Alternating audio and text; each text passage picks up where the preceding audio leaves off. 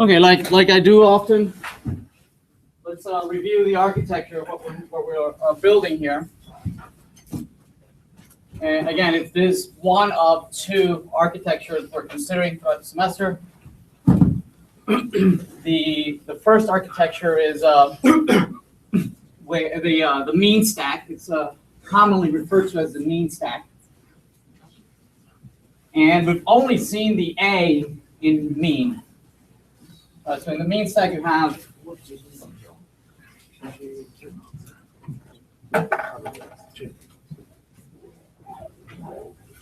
in the mean stack, you have for database, you have MongoDB. For web services, so this is the database. For web service and handling URLs and routing, we have Express. For the front end rendering, event handling when users interact with the user interface, and rendering data model to the user, right? To the browser, we have AngularJS. And for server, we have NodeJS. So that's for the mean stack, and we've only seen the A in AngularJS. So today I'd like to introduce you to the N in mean, which stands for Node.js, and get started with the E, Express. Okay. In this architecture, we've used Angular on the browser. So here's the browser. We've downloaded a script, HTML and script, right? So we've downloaded HTML, and we've downloaded also JavaScript from our server. So here's our server. And for now, our server has been IIS for now. Okay? So these files used to live in our machine. We downloaded it. And then we mostly did everything here, right? The files were downloaded, and most of the data was either hard-coded in the JavaScript, and we were rendering here in the browser. We also showed you how to go to another server, right? Server 2, somebody else's server, and the only reason we went out to another server was because this server had a database and had data to give us back, right? And the way we did that is through a RESTful API. So that server had a REST API. We provided a URL, and it responded with JSON, right? And then we render it using our JavaScript Angular. Yes? So what I'd like to start looking at now is how will we do this as well? I mean, how can we do that? I like to do that, right? I'll have my database out here. Go fetch my data. Right, remember, this is running on a browser. The browser has no access to any database, right? And it needs to have some server technology that provides that data. Okay? Right, so I'd like to introduce today Node.js. Now, instead of IIS, we're going to use the server that we were going to use all along in the mean stack. We're going to use Node.js. Okay? So Node.js is the one who's going to be serving these pages. Other than that, it's the same thing that IIS would do, right? Just like IIS was serving our pages, now Node.js is also going to serve our pages, but we're going to add a couple more things. Right? Not only will it host our pages, it will also allow us to implement the RESTful API. Although you can do that with IIS as well, right? And we'll do that after the break. When we come back in the break, we'll see how we do that using .NET technologies. Okay. So today, we're going to do this, host the JavaScript and HTML here in Node.js. Plus, we would like to see how is this done, right? If you remember, we were using the IMDb RESTful API, right? And what was it? It was a URL, correct? With a whole bunch of parameters at the end, right? You say, the format that you wanted, how many movies you want, right? You can filter a whole bunch of things, genre, rating, whatever, right? And so that server here, so something was running here, right? That was parsing that URL and was responding very adequately, correct?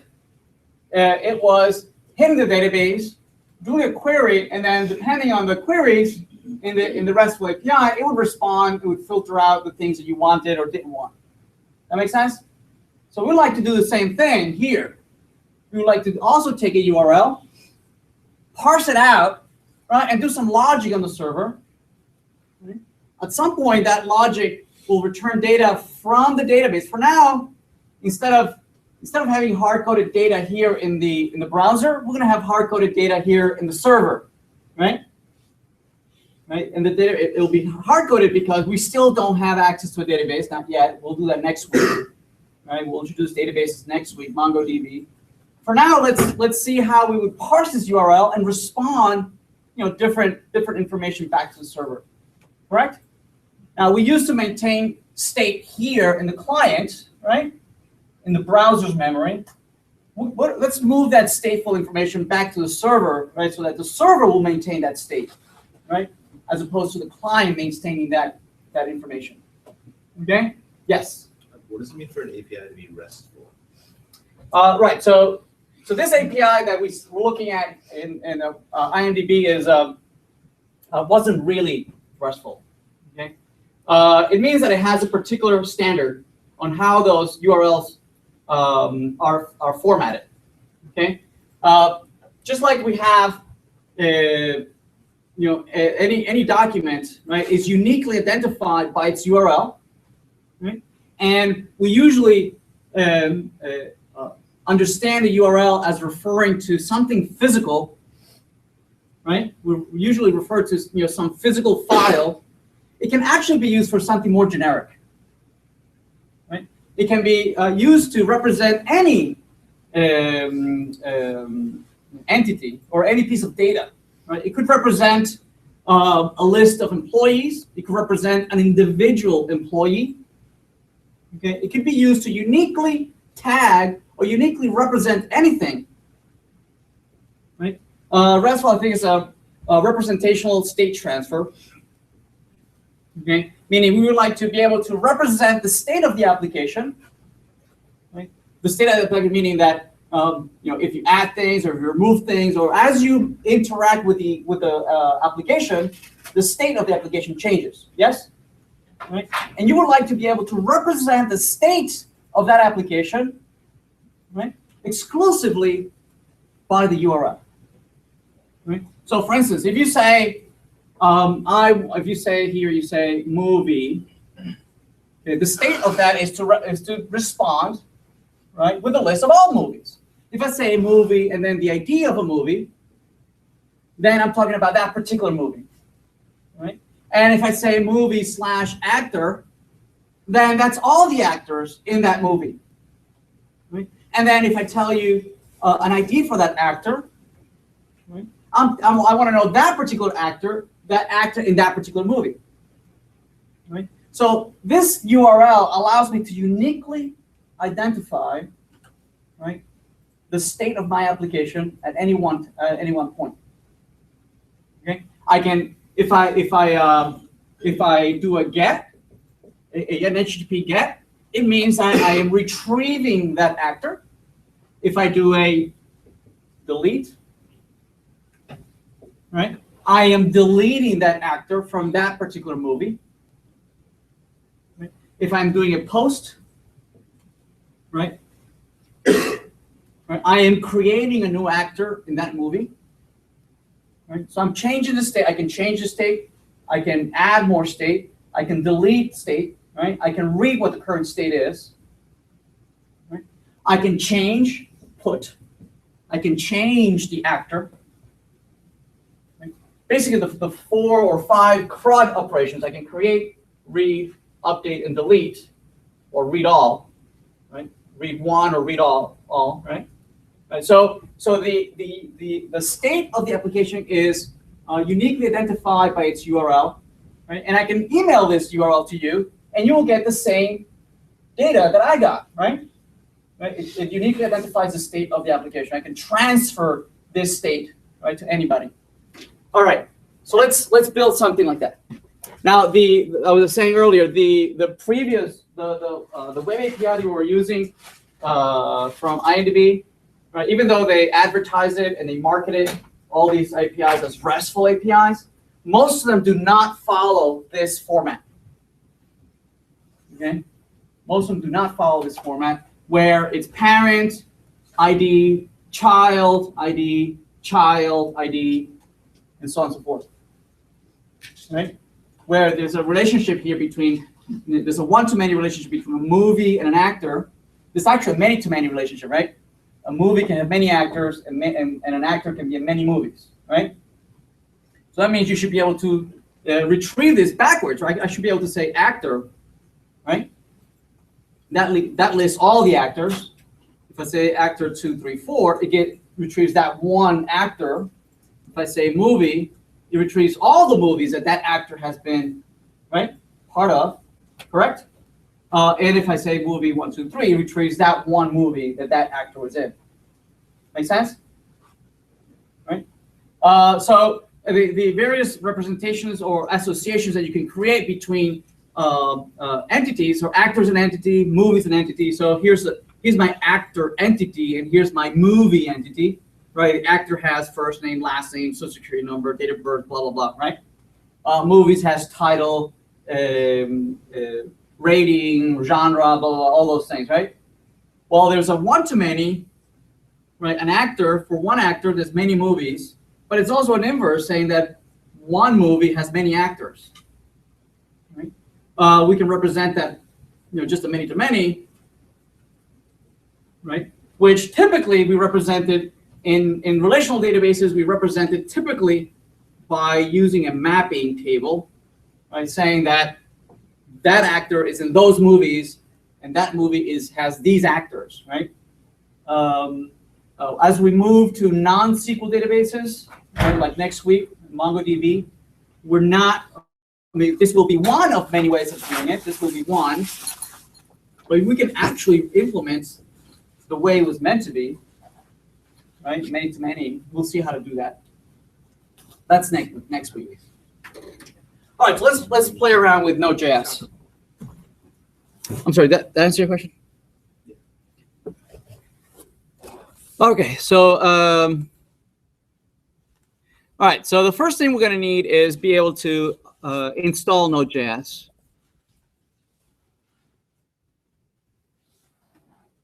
Oops. There we go. So to install Node.js, you'll need to go to nodejs.org. Okay? And you'll have various installers for the particular machine that you have. Today, I'll show you how to install it locally on your machine. Right? So you can do offline development, right, on your machine. You develop on your machine. Eventually, you'll need to deploy your application to some hosted service, right? So that everybody else can see your work, correct? We're not going to be using IIS until we come back from the break. So if you go to install, it'll detect what machine you're in, and it will download the installer for your machine. I'm not going to install it because I already have it installed. On my machine, it's installed. I believe installed. There it is, installed here in program files. Okay, there it is, right? And it adds itself to the path. Okay, it modifies your path so that you can. There are two things that we're interested here. One is this node.exe, and the other that we're interested is in the npm. Okay, these two executables, only those two. Those are the ones that we are interested in. Okay. One of them is the actual interpreter, right, that will execute the node applications. Right? The other one is to install packages and libraries. Okay. Right. If you've done if you've done any coding in Java and you're familiar with Maven, right? Anybody familiar with Maven? Okay. Well, npm is the equivalent of Maven, right? That you can fetch other libraries from a centralized repository, and it downloads and installs local libraries, right, from a centralized repository. And node.exe is the equivalent of java.exe, right? It's the interpreter, right? In Java, you say Java, and then you give it a compiled class. Here, you say Node, and you give it a JavaScript file. You give it a JavaScript file, no compiling. Okay. So what is Node? The only thing Node is, right? It's an interpreter of JavaScript, so it allows you to implement or run JavaScript on the server. I mean, we've been implementing JavaScript, right? But it was running where? It was running on the browser, right? All this time. Node, the only thing it is just an interpreter so it can run, right, JavaScript on a server or on a machine. Everybody okay? That's all it is. So let's try out an example. I'll go to C, and I'll just create a very simple example. So Node 101. Okay. And I'm going to create here a simple text file, just a simple text file. I'm going to open up with my Visual Studio.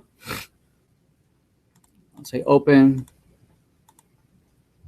website, and I put it here in C and Node 101. I'll open that. And I'll just create a file here, okay? And say add a JavaScript. So I'll say, so this is going to be executing on my local machine. This will eventually become the server. I'm just going to say hello, hello.js. This is the quintessential hello world example, right? But from Node.js point of view. Okay, so if I say, how would we say hello world from JavaScript on the browser? You would either do an alert, right? Or you would do something like console.log hello world, yes? Now, alert opens up a window, right? An alert box on a browser, but we're not on a browser, so we don't have those things, right? So we don't have everything we would have on a browser, right? Right, so we don't have the alert box, but we still have the console. Console will print out to the standard output. Okay, in a browser, it prints to the browser's console. Over here, it prints out to the standard output. Okay, so we say hello, hello world. So there's hello. So this is from the console. I'm going to go into the console, and I want to go to Node 101 list. There it is, hello.js. Yes. And if I say node hello.js, there it says hello world. Right, so I can run JavaScript, yes, from a machine as opposed to in a browser. That's all Node.js is. Everybody okay? There it is. I'm done with Node.js. Right, but just like when you look at any particular language, the language all on its own, they're very boring, right? Any language, right? Either Node.js, JavaScript or Java or C#, all by itself, the language is not much, right?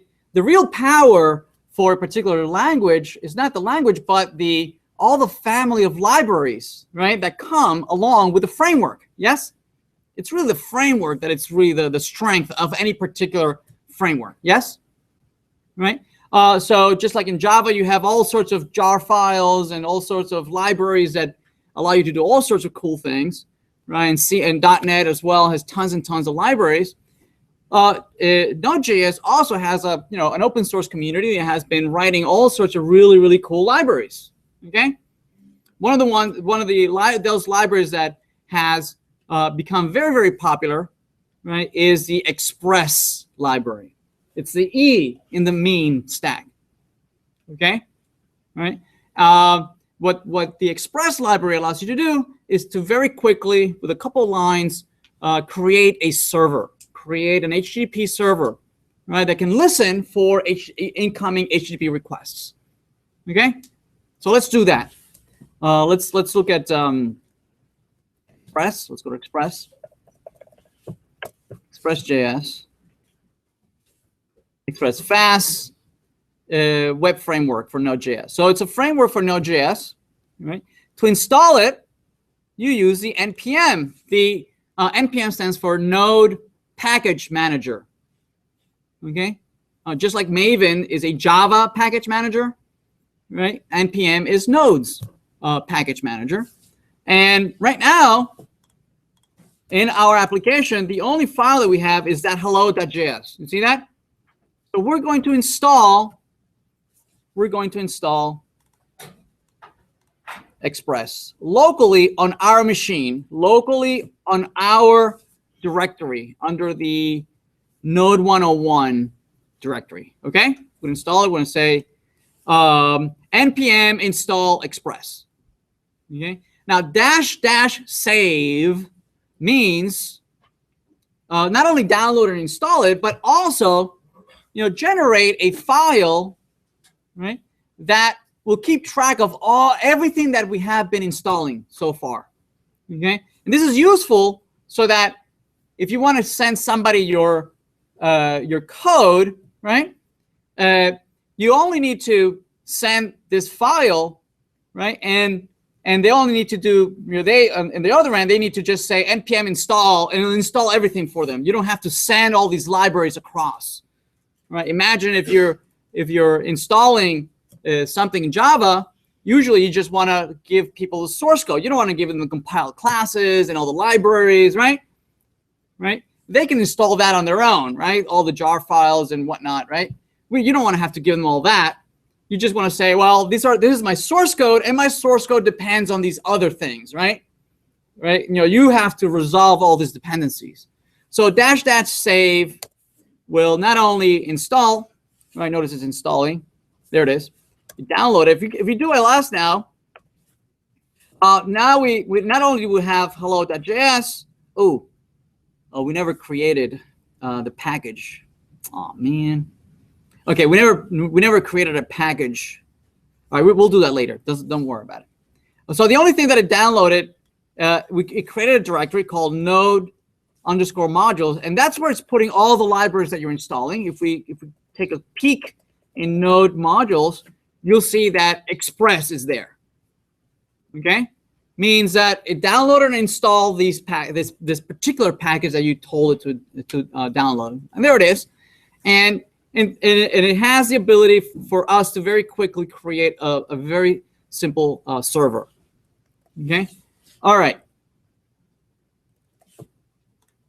Okay, let's create a server. I'm going to leave the hello.js all by itself. I'm going to create a simple server, JavaScript. So this is server app.js. So this is my application on the server, right? All right, let's create a very simple server. Let's go to the API reference for Express. We're going to go there. And to create a very simple hello world server, those are the 4 lines of code that we need. All right, we're just going to paste it here, and let's talk about this. But what this is doing at the top is very much like we do in C# or Java. We import, right, or we include, correct? In C++, we include, in Java, we import, correct? Right, and these are other libraries. So I want to load this library, and to do that, NodeJS has a function to load other modules onto the namespace over here, right?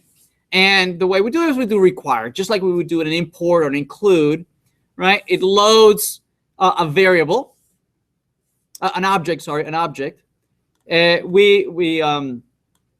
instantiate, or actually it's a function. We instantiate that function, and now we have an instance of that module. And Express, very much like jQuery. What does jQuery do? jQuery allows you to give you a whole bunch of libraries in there. You can say $Ajax, right, to start calling things HTTP, or has to do $, you can give it all sorts of things. Express has all sorts of functions that allow you to you do things that a server would do. What does a server do? What does a server do? A server listens in for a particular port, right? It listens in for a particular URL, right? And depending on those URLs, it sends back files, it sends back responses, it sends back data, right? So that's the server. So what we're doing here is we're saying, hey server, here's a brand new server from Express. And we can say, hey, server, listen for a URL that has this pattern, /. If the server sees that pattern, it will respond with the text hello world. Okay? Right? And then it goes on to listen to port 3000 for any incoming requests. Right? Right now, the only request that it's aware of is just the root, right? The root context, right? Meaning localhost colon 3000 and then nothing, right? Nothing following the domain. Okay, so let's run that. Let's run that. So we have here ls. There we go. We have the hello.js and then we have the server app. Okay, so let's run our server node server, and it's listening. Notice that it's blocked, right? Notice that I can't type. Okay, it's blocked. The server is waiting for incoming HTTP requests at 3000, port 3000. Okay, let's do that.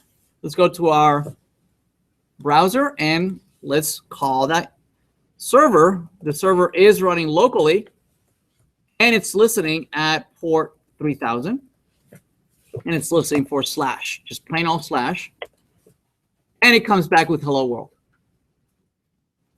Yes? Everybody okay?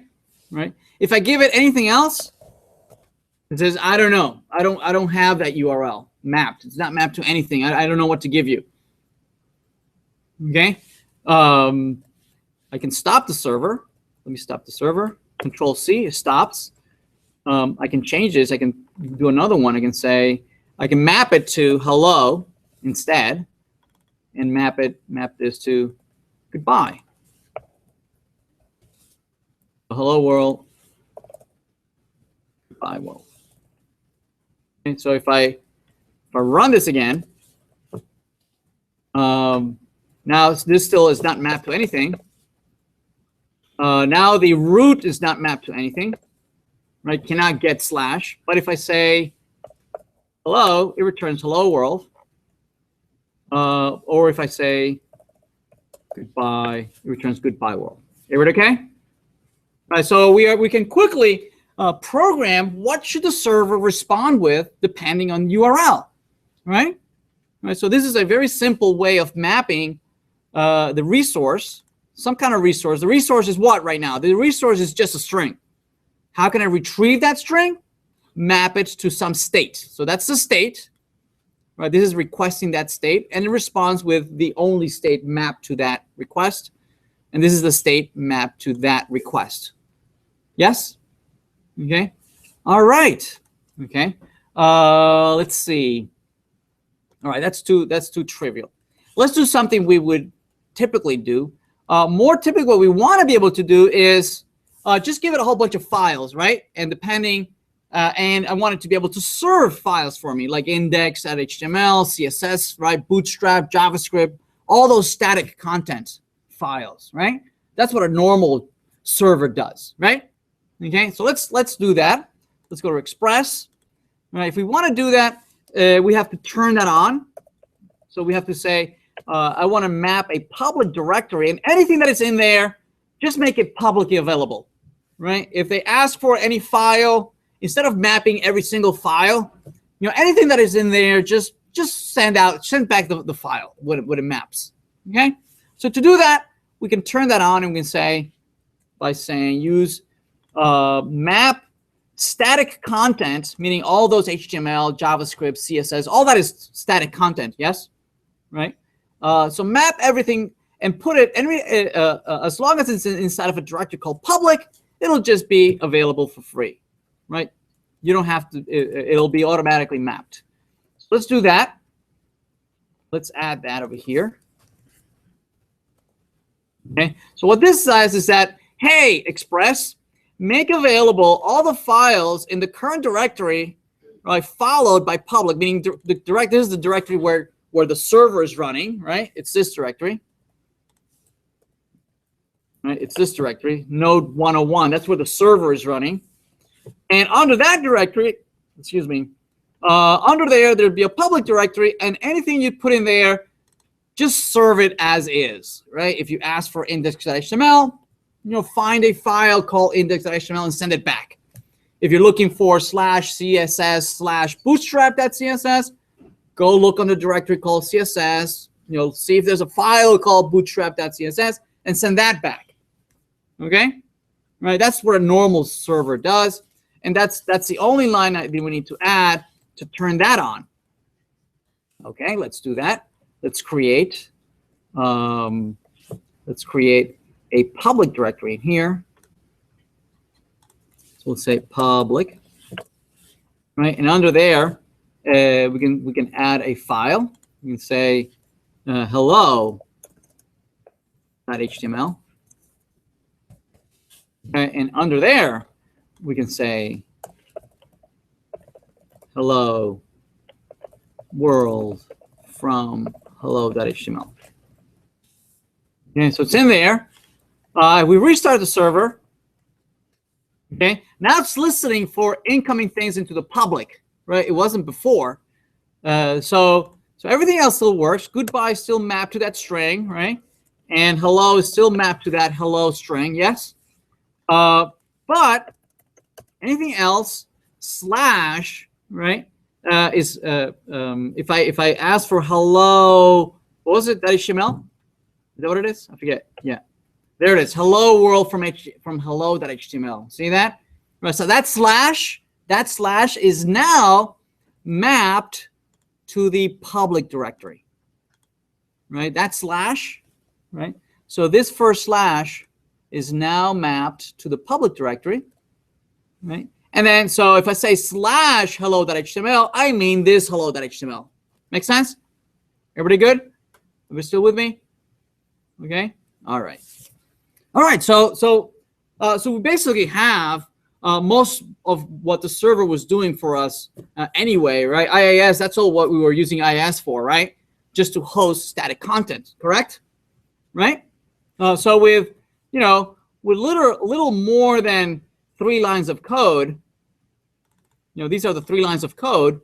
You have what a very simplistic server would allow you to do, just host pages, static pages, correct?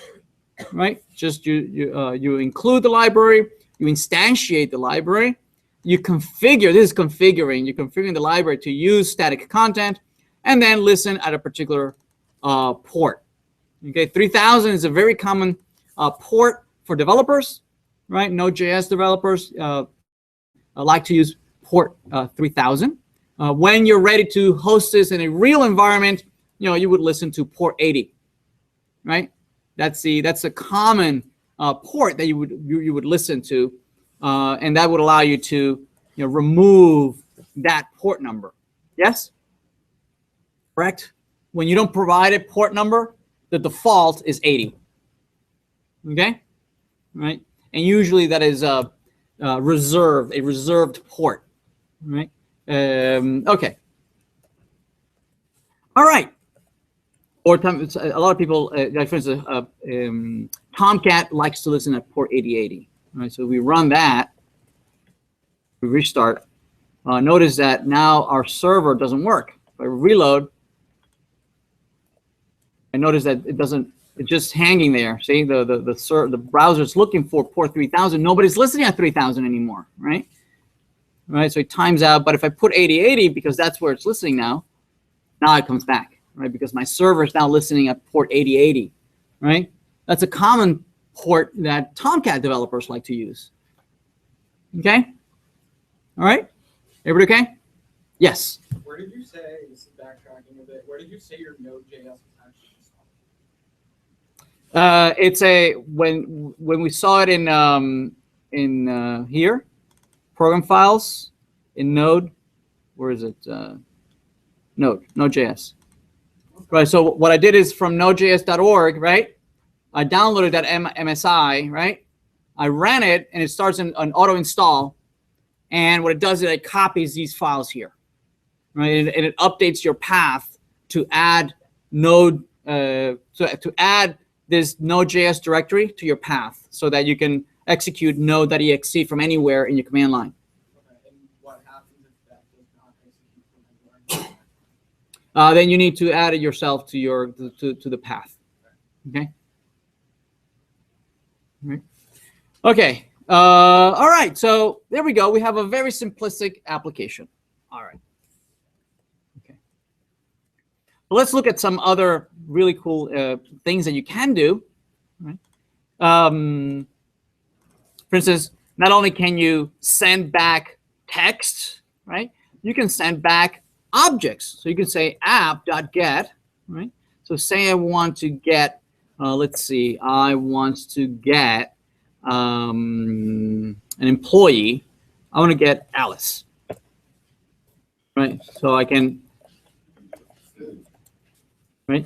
Let's look at the syntax of this for a second. Notice that what happens here is that you're configuring the server to be listening for this incoming URL, right? And if it sees that URL, what it does is that it calls a function. It calls your function. If it doesn't see the URL, it doesn't call that function. When it calls a function, if it sees that URL pattern, right, it will pass along two arguments. One of the arguments represents the request, right? It represents the URL, right? It represents information about everything that the server knows about who is generating this request, which in this case is the browser, right? The browser is generating the request, correct? Right? So it will, for instance, from the request, you can tell, well, actually, let's see what it would do, right? Let's print it. So here's request, here's response, right?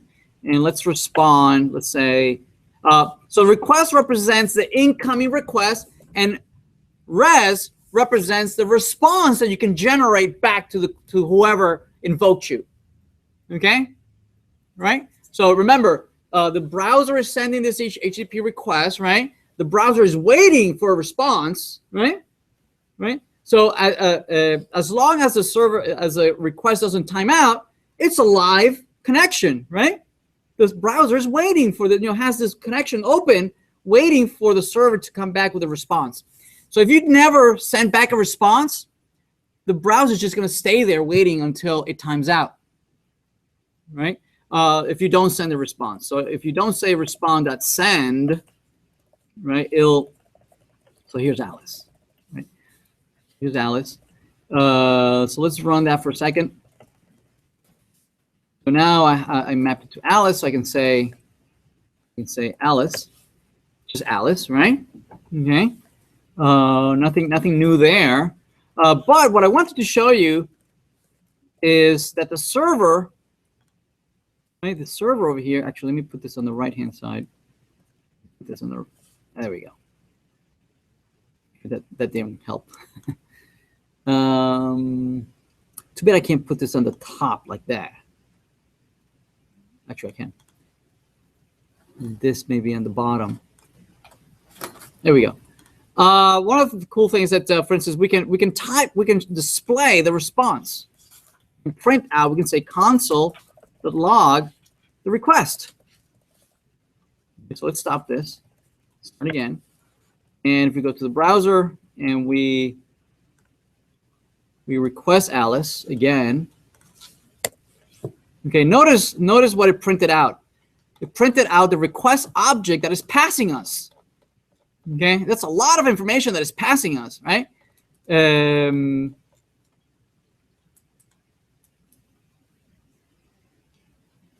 Let's see. The domain, the whether it's readable, writable, all sorts of information in here. And we're going to be using a couple of things from here. In particular, we would like to see the parameters. Where are they? I don't see them. Parameters.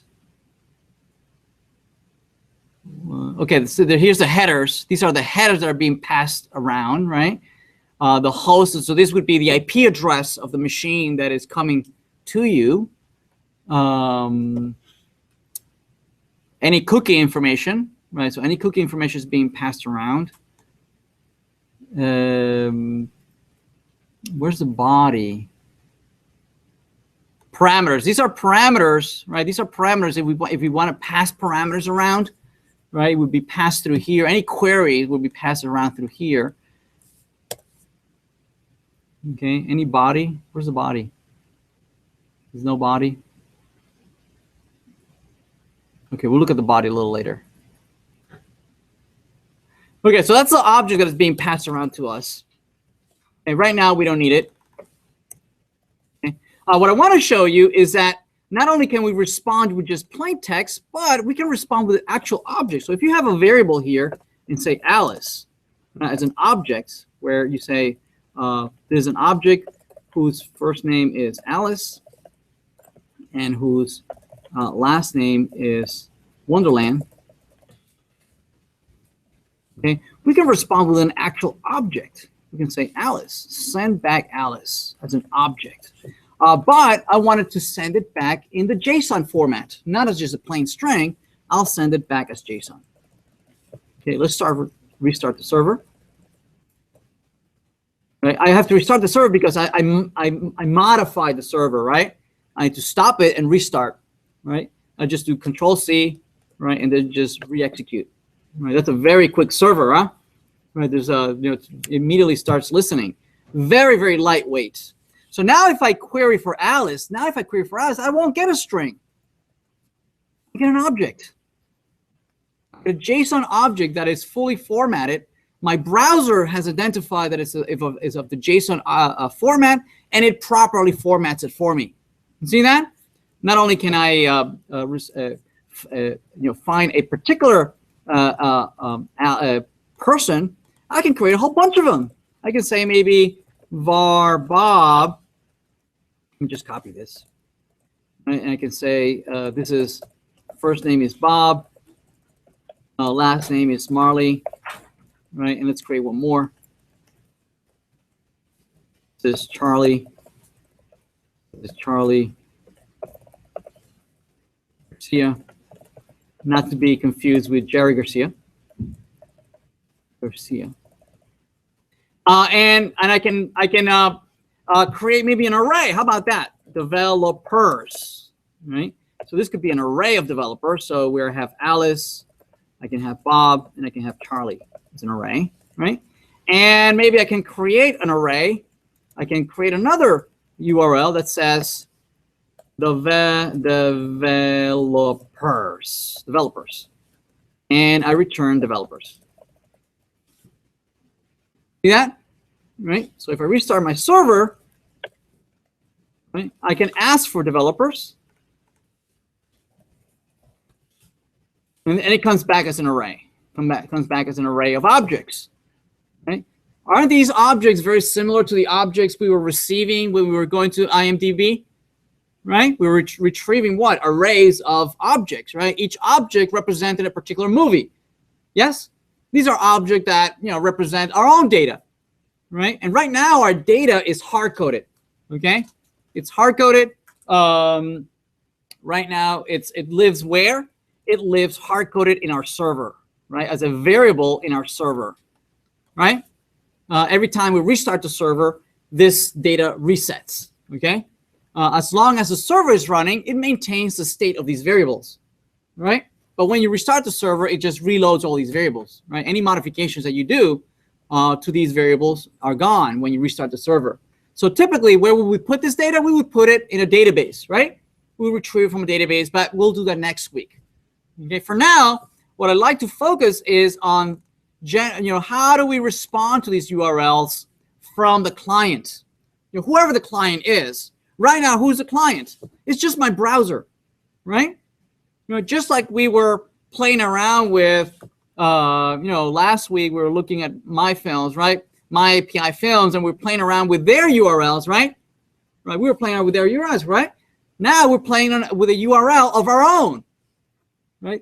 If this were hosted in a server, we could send this URL to someone, right? They could type that URL in their browser, and they would get the data. Correct? Just like we can go to my API films and we can type those URLs and get data, right?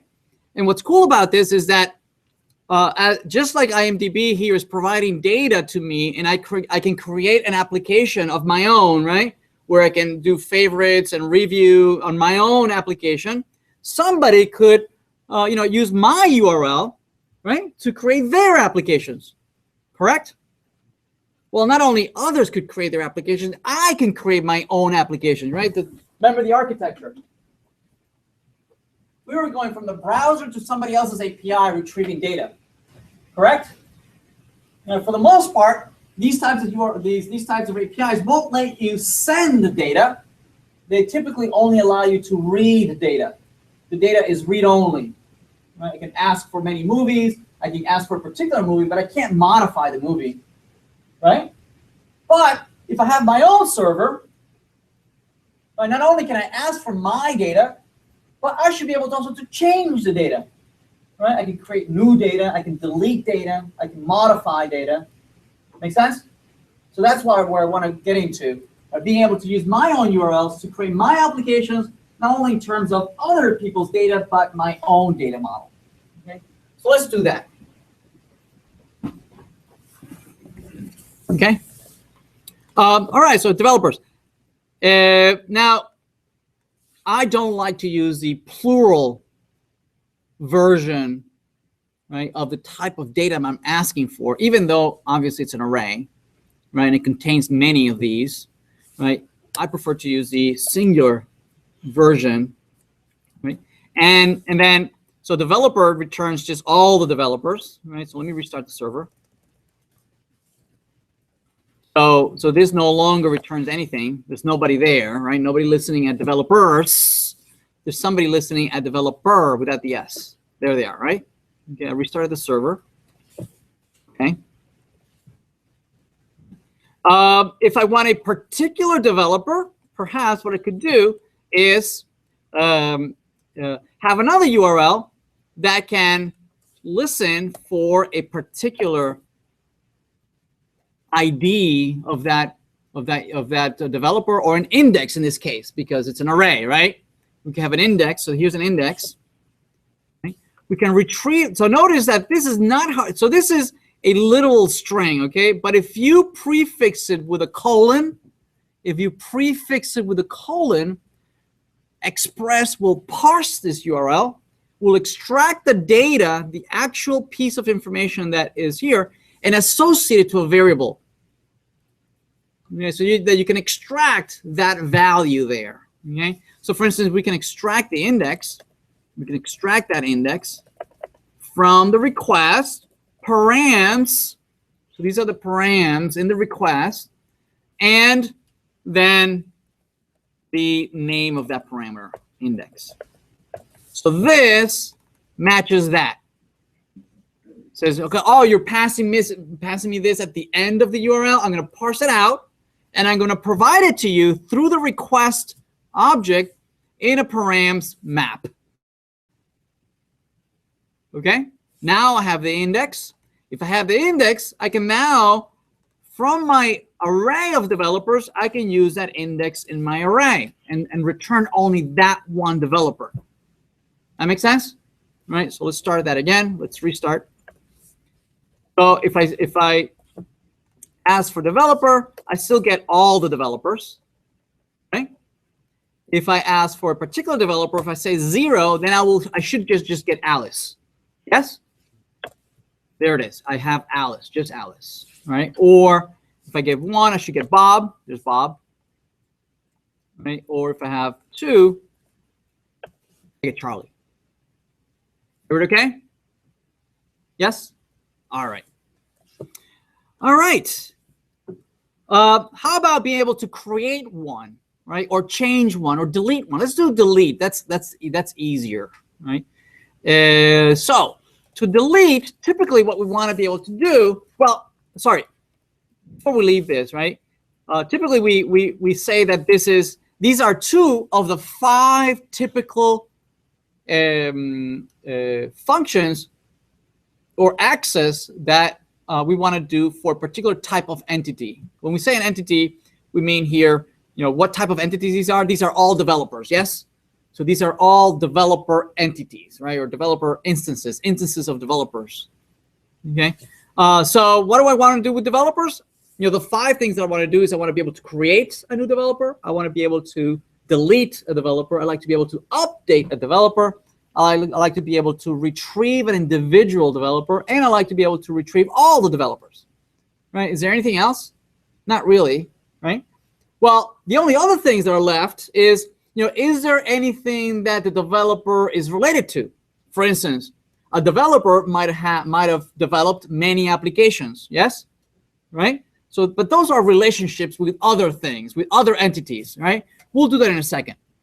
Right now, let's just deal with one individual entity, right? So these are the 2 of the 5 things that you can do. So this is a read all, right? This is the read one, okay? And well, actually, with these 2 things, we can start creating a little application out of this, right? I was going to do delete, but I can't really do delete because the browser, right now the browser allows me to do these gets, right? If I do that, I retrieve all of them, right? If I do 2, it retrieves. So what is really happening, right? When you look at the network here, with the network, what's the network look like?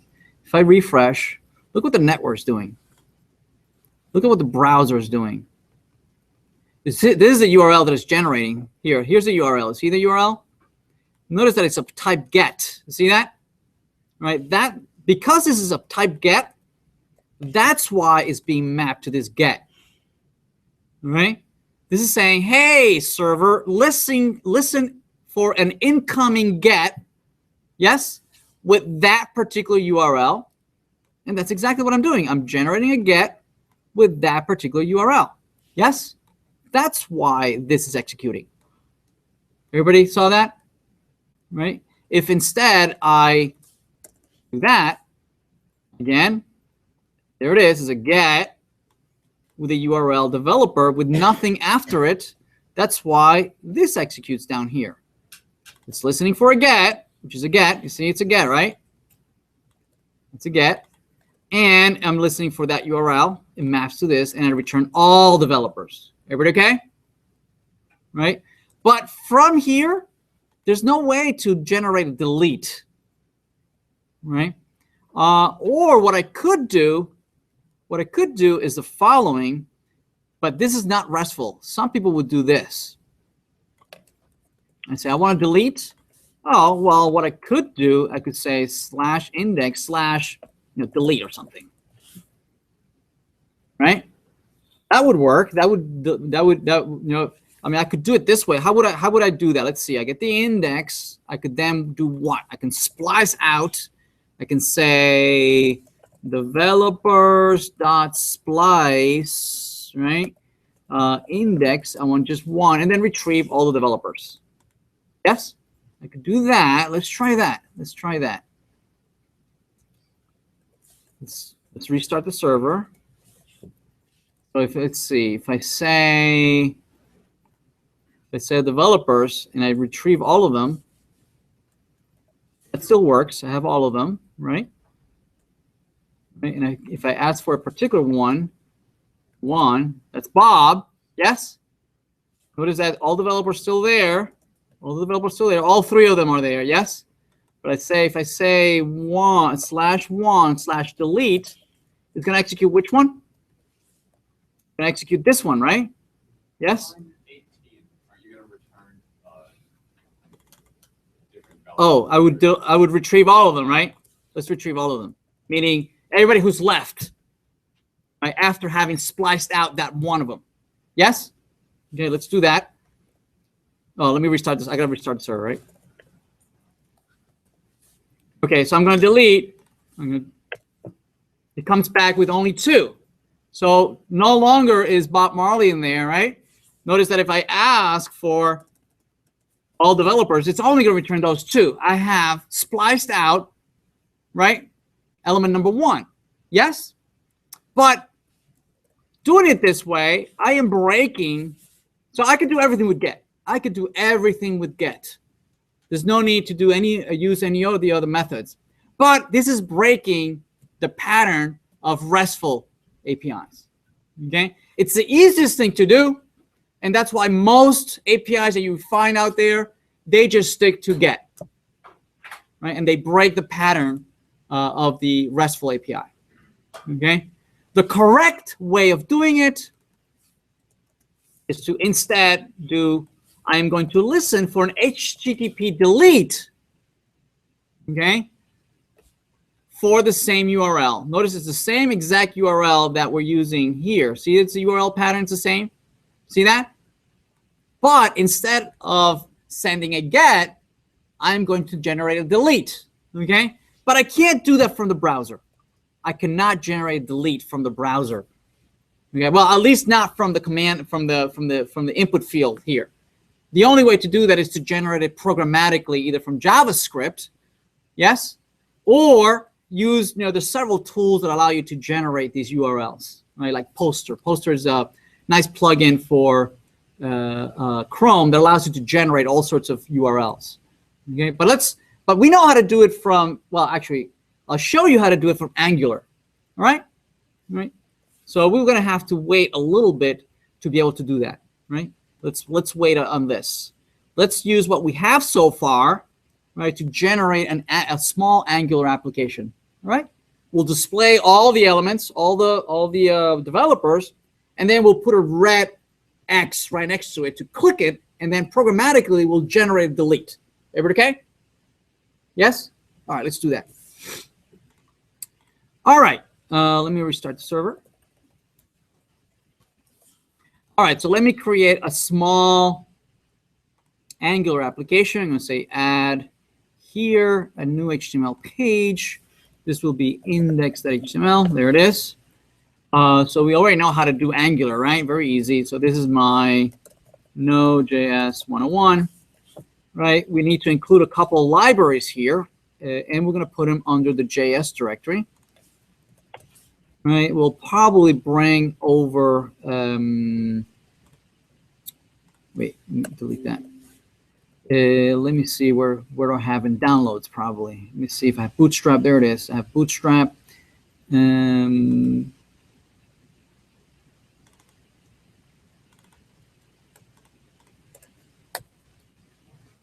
I do it right here? I paste it in here. Let's see. C Node 101. I'm going to go into public. I'm going to paste it. There it is. I have the CSS, the font, and the JS from Bootstrap. Yes? Right? Let's refresh our all right, there it is. CSS from Bootstrap. I got the fonts from Bootstrap. I got the JS from Bootstrap. Everybody okay? Everybody still with me? And in my index, what do we do in index typically? Oh, what else do we need? We need jQuery, right? We need Angular, right? Let's load that too. From my downloads, let's see where do I have Angular. Angular. Did I not download it? What? Oh, I have jQuery here. Let me copy jQuery UI, although I don't need it. So there's jQuery UI. What else? jQuery. Let me copy jQuery. There it is. What else do I need? I need Angular, right? Let's download that. I'm sure I downloaded it.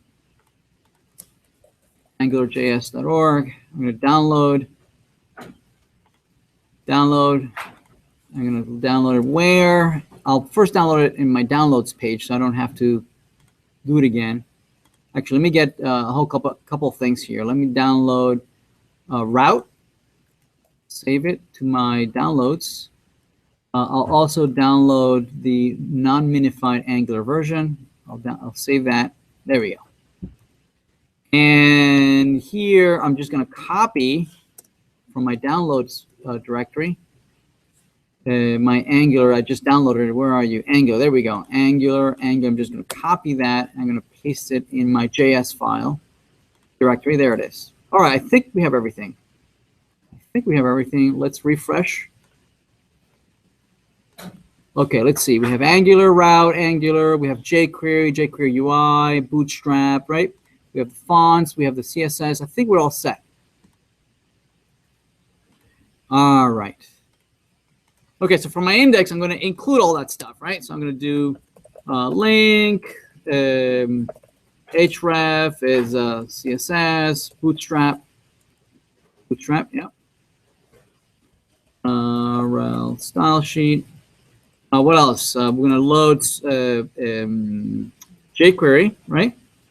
Script source, JS, jQuery. There it is. What else do I need? I'm going to now load Angular. Script source. Maybe I'll include Bootstrap as well. Now script, I'll do Angular, source, JS, Angular. There it is. And the routing. So script, source, JS, Angular routing. There we go. Okay, everybody okay? All right. Okay. All right, so let's create a very simple Angular application. So this will be ng app, and this will be my developer app. Okay. And this will be my div, and this will be maybe a controller. We'll keep it simple. So ng controller will be my developer controller. Okay. Everybody good? Right. And just to make it a little pretty, we'll make it a class of container. Container. Right. And from here, we're going to say hello, just to see if this works. Okay. Oh, and then we'll need a script for our application. So this will be my client application, right? Notice that my server app is here, right? This is running on the server. This is my JavaScript running on the server, and this will be my JavaScript running on the browser. Yes, as a client. So let's create that. Let me create that as well. So this will be add a JavaScript. So this will be my client app.js, right? And in here, I'll create a very simple application app. This will be Angular.module, right? Module, and the application is called what? Developer app, right? Developer app. And I'm not gonna use routing or anything. I'll keep it simple. And then I'll create that controller. What's my controller called? Developer controller, right? Developer controller, which will be my function.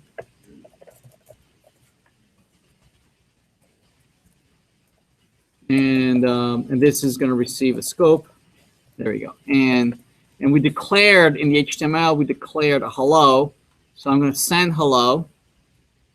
I'm going to say scope.hello, hello from Angular. Let's try that. Let's try this. The server, I believe, is running, and my application is here. I'm going to do index HTML. Didn't work. Let's see what's it complaining about. Let's see. Blah blah blah. Fail. Blah blah blah. Okay, Angular developer is not available. Blah blah blah. Module is not available. You either misspell the module or forgot to load it. Let me see. So here's index. And this client. Oh, let me spell it. Let's try that again. There we go. Hello from Angular. So it's working. Everybody still with me? Yes. I mean, this what we just did is what we've been doing for the last couple of weeks. Yes. Right. Just a regular, very simplistic Angular application, right? But now it's being hosted not on IIS like we've been doing for the last 2 weeks. It's now being hosted by who? By Node, right? NodeJS is hosting this small application. Yes. Everybody good? Right. Now we're going to go back to Node.js for data. Right? We used to go from Angular. We were going to IMDb for data, right? Somebody else's server, and we had to use JSONP. Remember that? Why did we use JSONP? Because it was somebody else's server, right? We were being downloaded from IIS, and we were downloading the data from somebody else's server. So there was a cross-domain issue. Here, we're getting the data from the same server that we were downloaded. So we're not going to have that problem. Right? There is not going to be any cross-domain issues here because our client app.js was downloaded from localhost 8080, and the data is coming back from localhost 8080. So we're not going to need to use JSON-P. Right? We can just use regular JSON, right? Just a regular get will do. Okay? All right, so let's do that. Let's do in our application, right? In our client application, how do we retrieve data? Using HTTP, no? That's how we normally get data, right? Correct? Sometimes we put our HTTP maybe in a service, blah, blah, blah, but let's keep it very, very simple. If I'm going to use HTTP, I'm going to need to inject that, right? I don't have that. I only have scope. Let's inject HTTP here. I have HTTP. So I already know how to, this is what we were using, JSON-P, right? JSON-P up to this point, yes? And the reason we were doing that is because we were creating an HTTP request to somebody else's server. But here we're going to generate a regular get, a normal get, right, to our server. Where is our server? It's localhost 8080, right? Right. So where is it? And we were retrieving, what is it, developer? That, right? So if we want to retrieve developer, there it is. This is the same URL that we would type by hand, correct? Yes? Right? But instead, I don't want to do it by hand. I want to do it programmatically because I want to build an application out of this, right? So I get developer and I do that success. This is what we've been doing so far, right? So this function, here's the response.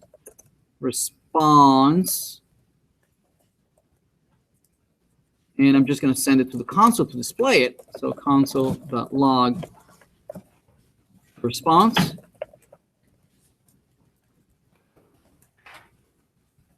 Okay.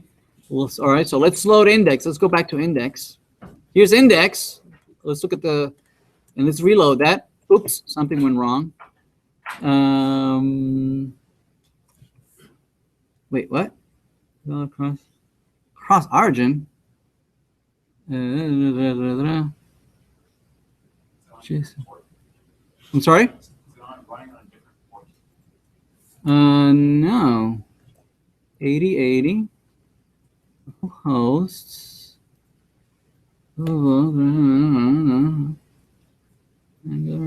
Developer issue.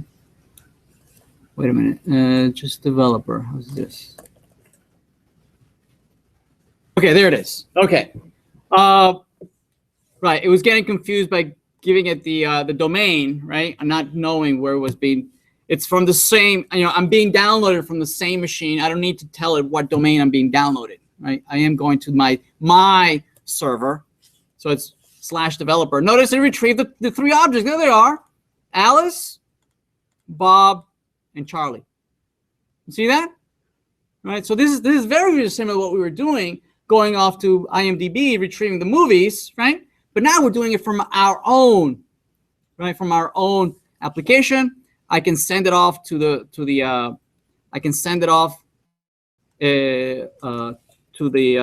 rendered. I can say developers equal the response, right? That means I am sending it off to be rendered, okay, to some template in index. So I'm gonna grab it here. I'm gonna say developers, right? Right. So if I render it, there they are. It's now the UI has rendered it. Right. We can iterate over it. Right. We can iterate over it. We can say, let's use a table class table striped t body tr. We're going to iterate over this. We say ng repeat developer in developers. This is what we're sending. Developers is what we're sending, right, back to the client. We're going to iterate over here. What we're going to display the developer first name and developer last name. There it is. Alice, this is data being retrieved from our server. Everybody good? All right. Let me remove this. And we want to delete. So definitely we can retrieve many. So basically this URL, right, is retrieving all of them. Yes, it's retrieving all of them. Right? We would like to generate a delete. So let's create a button at the end so that we can delete. Okay, we're going to say, put a button here. It says button. This is going to say, I'm going to put a span here so that we can put an X there. Let's go to Bootstrap to get one of those X's, components. X is this one right there. We'll grab that. Okay. Let's go back to our application, render that. There's our X. Let's paint it a little bit. So this is class button danger. So it's red. There it is. And let's push it off to the right-hand side. So it says pull right, so that it's flush with the right-hand side. So it's pretty like that. Everybody okay? Yes? All right, so I want to click on this and generate a delete back to the server, right? So that if I generate delete, the server is going to do what? It's going to run this one over here, right? If I generate a delete, right, this will execute, right? And it will remove the developer from the array and then respond with the remaining developers. Everybody okay? Right. So let's do that. Let's do that from the client, and we'll go here and says, okay, if you remove that, if you click on this button, right? If you say ng click, if you click on this button, I want to call remove. And I will pass you the index of what you want to remove. All right, so let's create that function in the controller, that event handler right here. We'll say, okay, so scope.remove, it's going to be a function, and I'm passing the index, right? So let's print out the index to make sure that the event handler works. Index, let's go to console. So if I click on here, notice it's 0, 1, you see that, right? 2, 1, 0. So we have the index of what we want to remove. Yes? Right? So the only thing we need to do is generate an HTTP delete. Yes?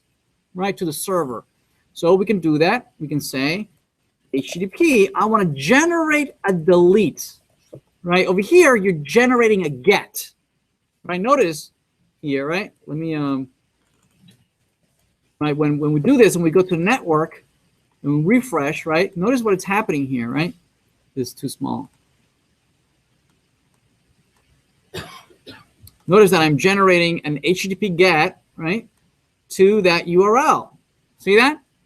And it's responding in response. It responds with objects, right, and which I am rendering. Right? I want to generate a URL very similar to this, but instead of the method being get, I want it to be delete. Yes? Because that's what the server is waiting for, to be able to execute this. Make sense? All right. I want to programmatically do that. So let me go back to the client.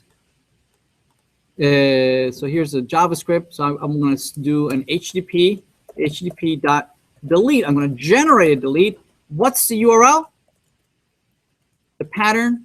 This is the pattern, right? That's the pattern. Right? But instead of this here, I'm going to pass you a real data plus index. Yes?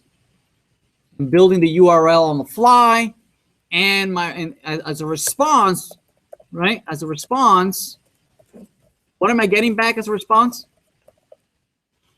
I'm getting the remaining developers, right? The remaining developers. So I'm going to send that back to the client to be re-rendered. Yes? Right? So I'm going to do here, I'm going to say, again, Right? I'm going to send the response back to be rendered to the developers, right? So let's do that. Let's refresh. Let's refresh. So let's remove poor Bob. There it is. It's gone. Right? If you look at the console in the network, oh, notice that if I refresh, right? If I refresh, it's gone, right? It's not there. It's as long as the server is running, right? The server maintains the state of those variables. If you remove something from the array, it'll be removed, right? Notice that if I clear this and I remove Charlie, you see that's the URL. I generated a delete. You see that? I generated a delete with this URL, developer1. See that? And the response is that it retrieves one array with the remaining elements, or the remaining developer. And that's all we see here rendered. Everybody good? Everybody okay?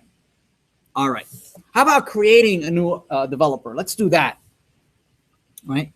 To be able to do that, we need to have like a form. All right. So let's create a little form here. That's TD. Let's put it in the header. Let's see, T head, right?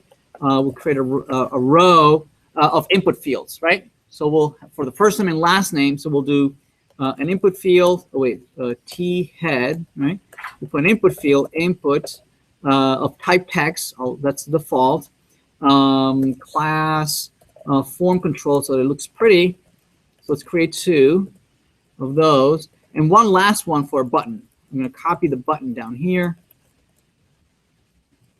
Copy the button, and instead of being danger, I'll use success, which is green. And instead of remove, I think it's add or plus. Is it add or plus? Plus? Yeah. Okay. Plus. So let's refresh this. There it is. So we have an input field at the top that will allow us to create new. Right now, it's not doing anything, right? And the click should be add, right, or create. And for create, it'll take. Let's see. This will be ng model. The ng. So I'm going to tie this to the controller. I'm going to give it new user dot first. Okay. And this will be new user dot last. Yes, right? If I go to the controller, I'll create an event handler for that. Scope dot create, right? Function, and I have the new user here in the scope, or I can pass it as an argument. You can say new user. You can pass it as an argument so that I can receive it here. I can do console log new user. New user. And this is what it's being passed to me as an argument. So let's see if it works. So let's do the console. Console. So let's refresh. So whatever I type here, let's say plus. There it is. I'm getting the object representation. Yes, right? Okay. Actually, let me use the name. I'll use the same name. I'll use the same schema. I'll use it. Notice that I'm changing the attributes first and last. I'll use exactly the same schema as is coming from the server. Yes? I'll use exactly the same schema. So first name and last name. So first name, and this is the last name. I'll use the same exact schema. Right? And what I need to do is send it over to the server. I need to send this object to the server. Right? And remember, for we're going to follow, if you're going to follow the RESTful protocol, it's get for reading, delete for deletion, obviously. For creation is post. For modification is put. Okay? Right? So if we want to send this, if we want to create a brand new user, we need to use a post. We need to send a post to the server. Okay? So from the client, we would do something like this. We would say HTTP, right? We have get, right? We have put here, right? We have delete, right? And we have post. There it is. We can send a post to the server. The URL would be I'm creating a brand new developer. I don't have an ID because this is a brand new developer. There is, this developer doesn't exist. And I'm passing you data, new user. I'm passing you data. Okay? Presumably, you will respond. You will respond with all the developers, including this brand new developer that you just created. Make sense? Right? So what am I going to do with the developers that come back from the server? I'll send it over to the client to be rendered. Right? But I don't want to do it now because right now there is no post. Okay, it's going to fail. Well, actually, if it fails, it's not going to do anything, right? It won't hurt. I'm going to put it there. So let me refresh. So if I type something and I say create, notice that it's failing. It says not found. That URL doesn't exist. There is no. The server responded with, I don't have a post. I don't have anything. That doesn't map to anything. I have a whole bunch of gets. I have a delete. I don't have any posts. I'm not listening for any posts. Right? Actually, the server. Oh no, it didn't respond to anything. So notice that it's red and it says cannot. I did not find this URL mapped to a post. Right. So I did send a post. I did send a post. Right. With developer plus the data that I sent over is here. The payload. The data that I sent, here's a payload. See that? The request payload. I did send as part of the body of the HTTP request, right? I did send an object of first name, whatever, and last name, anything else. Yes? So I did send it. It's just that the server wasn't listening for it. Okay? So let's listen for it on the server. Let's go back to the server. Let's go back to the server and say, and listen for incoming, oh, no, delete, sorry. This is delete one. Or sometimes called, delete by ID. In this case, then it's not really an ID, it's an index, right? So let's listen in for a post. So app.post, same URL, developer, and function request response. Okay, and we're just gonna, right now, the only thing we're gonna do, we're just gonna respond. We're going to respond with JSON with the developers that we have. So we're not actually going to create anything right now. We're just going to respond with what we have so far. Yes? I just want to make sure that the connection works. Right? Right. Then we'll put the actual logic in there. So let me restart the server. Let me restart the server. There we go. And so let me refresh, right? And now let's send clear that. Okay, now it did. Notice that it's not red, right? Because it did find the post. There is somebody listening for a post with that URL. And what does it respond with? It responds with the array. Notice it responds with all three. Why did it respond now with all three? Because I restarted the server, right? Right, so it re-instantiates that array with all those three in there. So it does respond with three. It responds with three. There they are. Right, I can still remove. Right, so it's working. So every time I send over, right, every time I call, I'm generating all these posts. Right. So I'm generating all these posts with the data that I'm passing, but I'm not doing anything with that data. What I would need to do on the server is create a brand new instance with the data that you're passing to me in the request. Yes? I would need to parse the data out of here, right? And create a brand new instance and push it into the array. Yes? Right? So let's do that. Okay? Now, the only difficulty here is that the data is in the body, right? It's not in the URL, right? It's embedded in the body of the HTTP request. So we need to extract it from the body. Okay, let's wait for that in a second. Before we do that, let's see if we can actually insert anything into this array. Okay, so let's create a bogus developer. So var new user, right? A brand new object. Same thing with a first name. For the first name, we'll do, let's see, first followed by something, followed by the length of the array. How's that? So the array right now is developers.length. So this will say what? First 3, right? Because that's the length of the array. Next time it will be first 4, first 5, first 6, and so on and so forth. Yes? That makes sense? Oh, so this is last name, last, developers.length. Okay, and we'll push it. We'll say developers.push the new user. This is not really what we want, right? What we want is really the user that I just sent you, right? That's what I want to push in there. But let's do this for now. Let's see what happens. Let's stop. Let's restart. Refresh. Okay. So actually, no, it doesn't matter what I sent. There it is. First 3, last 3. So first 4, last 4. You see that? I'm adding. So every time I click on this, it keeps adding. So indeed, I am, right, sending data over.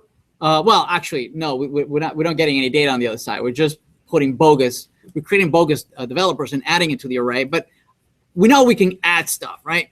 We can actually remove as well, right? So we can remove, right? Remove, right? And we can keep adding. Okay? So we can add and delete. So the part here, the complication is that we have to extract it from the body. The data really lives here in the request.body. That's where the object comes in. It's in the body, in the request of the body, in the body of the request. The problem is that just as it stands right now, the server doesn't know how to parse objects out of the body. It doesn't know how to do that. Right? By default, it doesn't know how to parse JSON out of the body and convert it into a JSON object. It doesn't know how to do that. Right? For that, we'll need to load a helper library. Okay? Right? Let's do that. Let's do that. If you go to Express, where's Express? There it is. And if you search for body parser, there it is, body parser. Right? Notice that first you have to load the Express library, yes? And then you have to load these two libraries. One is for parsing the body. The other one is for parsing forms that have multi-parts and things like that. Also for messages that include multi-parts, right? So we're going to load those two. Right, we're going to put that at the top of the server, just like the documentation says. There it is. And then we'll say, okay, if you want to be able to parse JSON, right, you'll need to say body parser JSON. If you want to parse forms like input field names, you'll need to run that. So and then this for parsing multi-part form data. So let's load those 3. I'm just going to paste it here. There it is. Okay. I'll need to restart the server. Actually, before I restart the server, notice that here we're loading Express, right? We're loading Express. So that's a library we already installed, right? How do we install it? We use npm install Express, yes? Well, these libraries also needs to be installed. Let's install them. npm install body parser, body-parser. To load it, yep. And the next one is Multer. So npm install Multer. This is again to be able to parse form data, parse body, JSON data in the body. Okay, I think we're all set. Let's start the server. All right. And let's make sure the code, let's see the code again. Developer, blah, blah, blah, the body. Okay, looks like it's, all right, I think this is it. All right, let's try it now. Let's refresh. Refresh. Add. There it's working. Right now it's data that I'm actually passing. Right. So this is Dan Aykroyd being added. Ed Norton. I'm going to remove this. Right. So it's working. Right. Everybody okay? Yes. All right. What else do we need? We need, so we know how to get one. We know how to get all of them. We know how to create a brand new one. We know how to delete an existing one. The only thing left to do is be able to update or modify an existing one, right?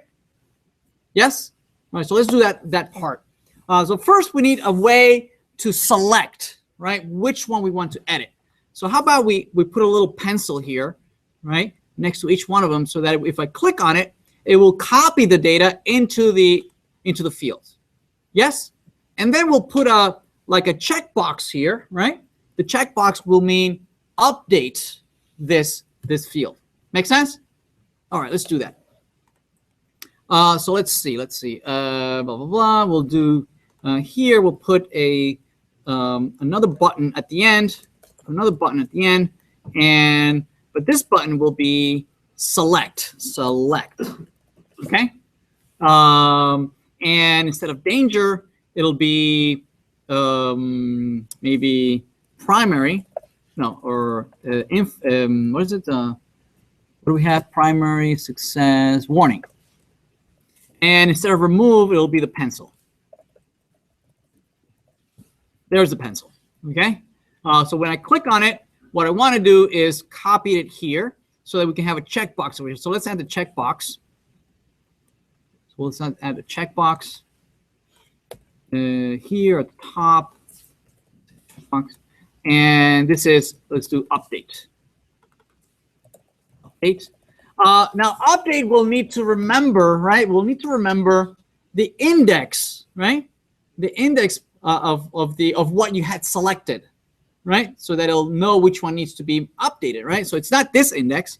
That index makes sense when you're iterating, right? Here, we're not iterating. You need to remember what the index is. So what we're going to do is we're going to pass the data of the new user. Maybe it shouldn't be new user. It should be just maybe user. So let's see. Okay, select. So let's write select. The event handler for select.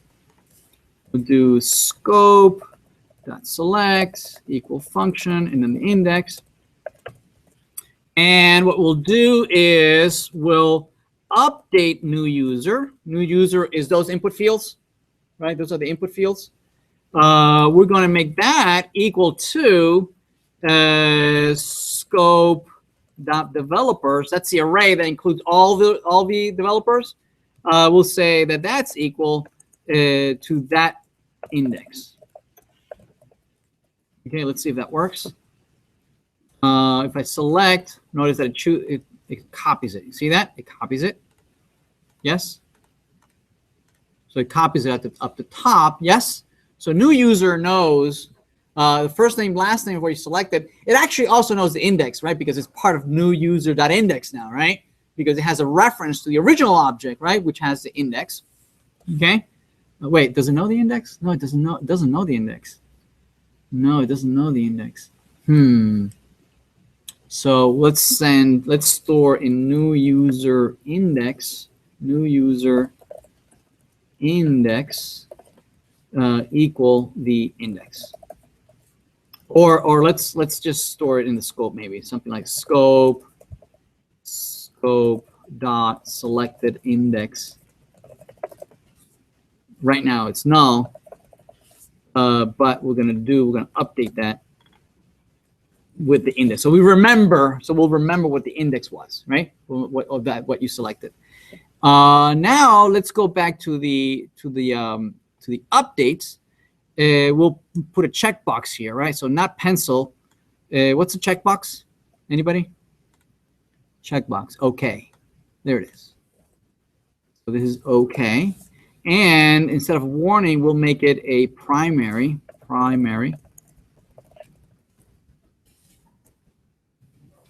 There it is. There's my checkbox. Yes.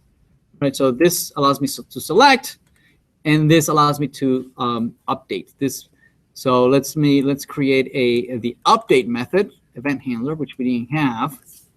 So it says scope.update equal function, and it'll receive new user. Okay. So what we want to be able to do is send this to the server now, right? To send it to the server, we're going to do an HTTP .put.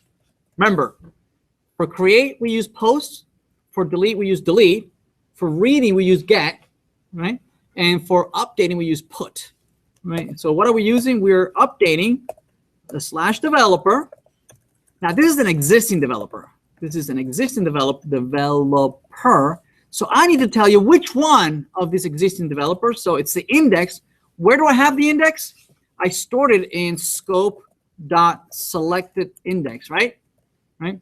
And I'm also going to pass you the new user, meaning this is the new data that I want for that user. I changed the first name and last name. I changed it. Well, not that I would, but I can change it. Yes, I can change things about this data. And in the success, I'm going to have in the response, it'll come back again with all the users, right? Typically, it would only respond with the object that you just modified, but we're a little lazy here, so it's going to respond with all the users, including the one that has been modified. Yes? Okay. So let's see. We're going to say scope.developers equals response. All right, let's do that. Let's see. Let's refresh. Let's look at inspect the console. So here's the console. So let's select Marley, and we change it. Oh, notice that it's changing over here because remember, Angular maintains references, right? We said that new user is equal to the array sub-index. Remember that? Right? It actually has an index. It has a reference to that original object. So whatever I do here, because I said equal, it's not a copy by value. It's copy by reference, right? So whatever I do to this happens to that. That's pretty magical from Angular's point of view. Anyway, I'm going to say, OK, that's going to send a put. It's going to notice that it sent the put with the correct index, right? All right, let's look at what we sent. And why did it fail? Because the server wasn't waiting for a put, right? The server's not listening for a put. It's listening for a get. It's listening for a post. It's listening for a delete. It's not listening for a put, right? So very quickly, let's fix that. Let's go to server, and we're gonna change this from a post. We're gonna say put the developer / the index, right? So we have the user from the body, and we have the ID, right, from the params, params.index. And what we're going to do is we're going to say developers, right, developers sub-index is equal to the new user. And so maybe we're replacing what was there, and we're sending it back. Okay, let's restart the server. Refresh. Okay, and let's change. Let's select Marley. Let's update. Right. Let's refresh. Notice that I'm refreshing the server, and it's coming back with modified. Right. I can modify. Right. So I can change this to be, fix that Marley, and this is Robert. And say OK. Right. Modifies, and if I refresh, notice that the change sticks. Right. So it is changed at the server. Obviously, we would not be doing it at the server. We're hard coding at the server. This would be persisted to a database, which we'll do next week. Okay. All this week is basically working with NodeJS and Express and being able to talk to and get data from and to the server. Everybody okay? Everybody still with me? All right. We'll do this again when we come back on Thursday. All right. So install NodeJS, start playing around with it, start becoming familiar with it, right? And I'll have an assignment at the end of this week for you. Okay. Thank you.